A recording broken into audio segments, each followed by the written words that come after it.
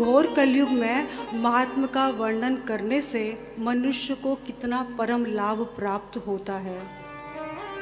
इतना ही नहीं, हम सभी ने इस बात पर भी विशेष ध्यान दिया कि भागवत जी की केवल महिमा सुनने मात्र से न केवल भक्ति महारानी की व्यथा का अंत हुआ, अपितु ज्ञान और वैराग्य भी पुष्ट होकर नृत्य करने लगे।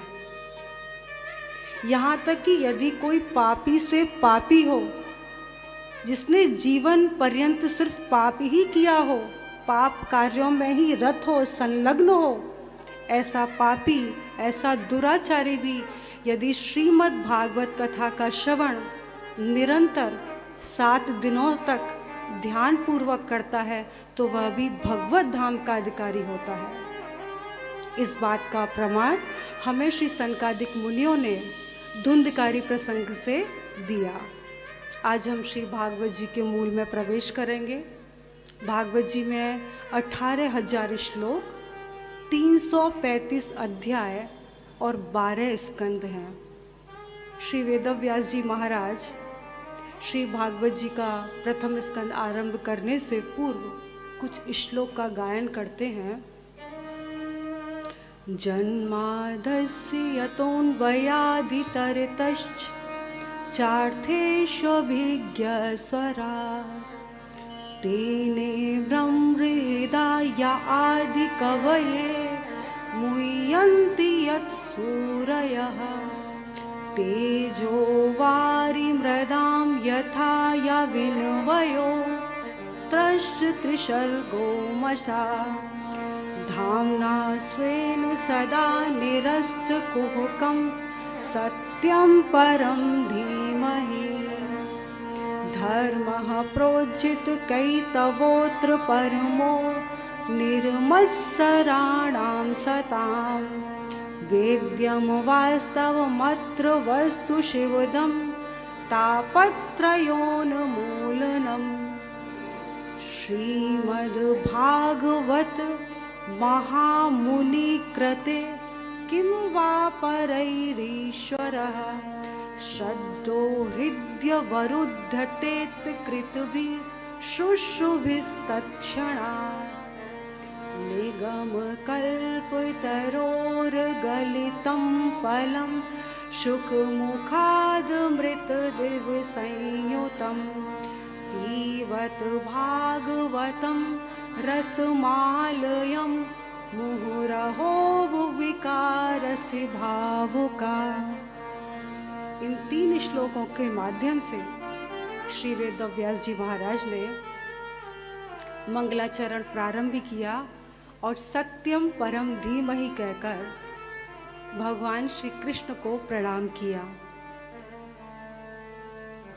क्योंकि वेदव्यास जी जानते थे कि यदि मैं ऐसा लिखूं कृष्णम परम धीमहि अथवा लिख दूं रामम परम धीमहि अथवा शिवम परम धीमहि, और भागवत जी में तो शक्ति का भी वर्णन है, तो क्या शक्तिम पराम धीमहि ऐसा मुझे लिखना चाहिए? उन्होंने सोचा नहीं, यदि मैंने लिख दिया कृष्णम परम धीमहि अथवा रामम परम धीमहि तो क्या होगा कि भगवान कृष्ण को मानने वाले जो अनुयायी हैं वे कहेंगे कि श्रीमद् भागवत जी की रचना हमारे लिए हुई है।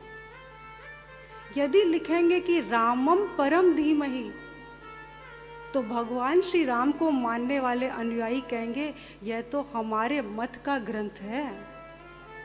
और यदि लिख दें कि शिवम परम धीमहि तब तो फिर शैव संप्रदाय के लोग कहेंगे नहीं, यह तो हमारी वस्तु है, हमारे लिए वेदव्यास जी ने रचना की है।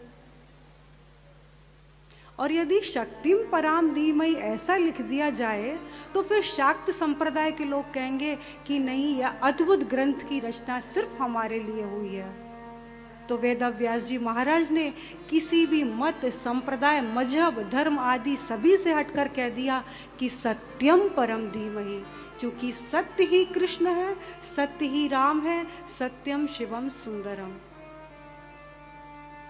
सत्य न दूसर धर्म समाना, आगम निगम वेद पुराना। सत्य के समान तो कोई दूसरा धर्म है ही नहीं। आप मजहब के टुकड़े कर सकते हैं, मतों की बात अलग अलग हो सकती हैं, लेकिन एकम सद्विप्रा बहुधा वहंती, अनेक अनेक रूपों में, चाहे वो भगवान राम के रूप में हो, अथवा श्री कृष्ण के रूप में हो, अथवा श्री भगवान शिव के रूप में हो, भगवान एक ही हैं। भगवान के कभी भी टुकड़े नहीं हो सकते और भगवान ही सत्य स्वरूप है। ऐसा आपने कल के प्रसंग में बहुत अच्छी तरह से जाना।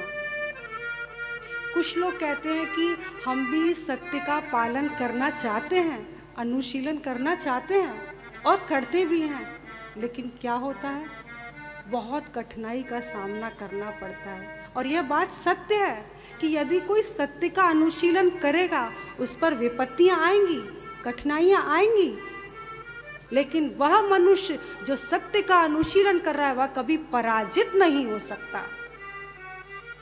मेरे गोविंद ने महाभारत के प्रसंग में अनेकों बार आया है, सत्य का ही साथ दिया। महाभारत जी का एक प्रसंग है, एक सत्यदेव नाम के राजा हुए। जब वह सुबह सोकर उठे तो उन्होंने देखा एक बहुत सुंदर स्त्री उनके राजमहल को छोड़कर बाहर जा रही है। राजा सत्यदेव को बहुत आश्चर्य हुआ और पूछा, हे देवी, आप कौन है, अपना परिचय दीजिए और आप मेरे महल से इस प्रकार क्यों बाहर जा रही हैं? उन्होंने कहा, राजन, मेरा नाम लक्ष्मी है और आज मैं तुम्हारा परित्याग करके जा रही हूं। राजन ने कहा, ठीक है देवी, जैसी आपकी इच्छा। दूसरे दिन जब राजा सो के उठे तो उन्होंने देखा एक बहुत सुंदर पुरुष अब राज्य को छोड़ के जा रहा है। राजा ने पूछा, आप कौन? बोले, राजन, मेरा नाम है दान और आज मैं भी तुम्हारा परित्याग करके जा रहा हूं, क्योंकि जहां लक्ष्मी नहीं वहां दान कैसा। राजा मौन रहा, कुछ बोला नहीं। बोले, ठीक है प्रभु, जैसी आपकी इच्छा। तीसरे दिन देखा बहुत सुंदर युवक राजा के महल से बाहर जा रहा था। राजा ने वही प्रश्न किया कि प्रभु, आप मेरा परित्याग करके क्यों जा रहे हैं और आपका नाम क्या? वो कहते, राजन, मेरा नाम है यश और आज मैं तुम्हारा परित्याग करके जा रहा हूं, क्योंकि जहां लक्ष्मी नहीं वहां दान नहीं और जहां दान नहीं तो वहां यश कैसा। राजन ने कहा, ठीक है, मैं आपको भी नहीं रोकूंगा, आपकी जैसी इच्छा। लेकिन चौथे दिन अति सुंदर दिव्य पुरुष जब राजमहल के बाहर जाने लगे तो राजन ने पूछा, देव, आपका परिचय?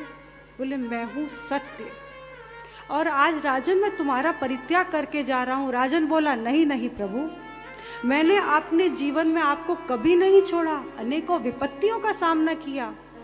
मेरे पास से लक्ष्मी जी गई, दान गया, यश गया, मैंने किसी की परवाह नहीं की, किंतु मैं आज आपको नहीं छोड़ूंगा। मैं आपके चरणों में नमन करता हूँ, आप मेरे राज्य महल में वापस चलिए। इतना निवेदन सुन के सत्य स्वरूप भगवान प्रसन्न हो गए और राजा के महल में वापस आ गए। अब जब सत्य आए, जहाँ सत्य स्वरूप नारायण भगवान हो, वहाँ तो लक्ष्मी जी स्वतः ही पीछे पीछे आती हैं। सत्य के आते ही लक्ष्मी जी आई, लक्ष्मी जी के आते ही दान और दान के आते ही यश भी चले आए।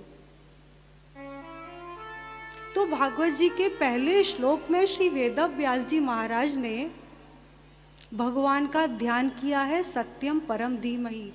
दूसरे श्लोक में अनुबंध चतुष्टय का गायन किया है और तीसरे श्लोक में बताया है कि यह जो श्रीमद् भागवत जी हैं, यह दिव्य अमृत है, इसका निरंतर बारंबार बारंबार लय पेवंतम, जब तक भगवत प्राप्ति ना हो जाए निरंतर पान करना चाहिए।